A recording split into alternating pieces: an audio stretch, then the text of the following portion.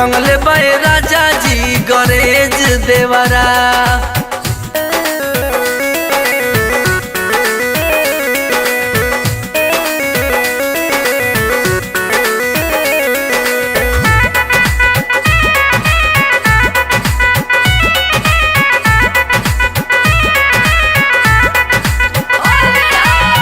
होलिया में चोलिया के तुरले बाहुक जी, काजन के तनाव दिहले बा दुख जी।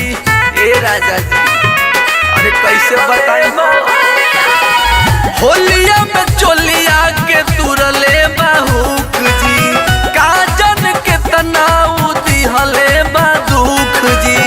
चाबी डाली खोले गोदरेज देवरा, लागत बिगाड़ी इमेज देवरा। रंगले बाए राजा जी,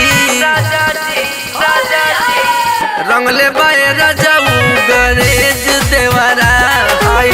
रंगले बाए राजा गणेश देवरा।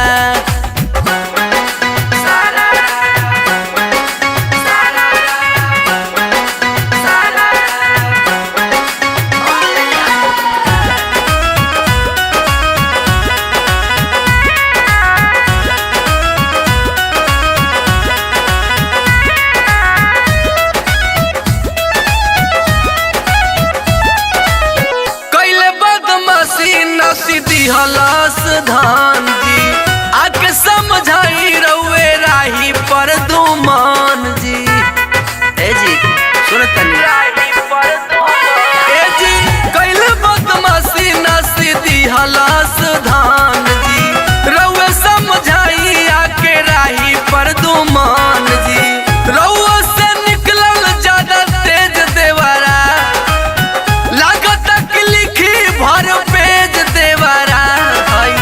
रंगले बाए राजा जी, रंगले बाए राजा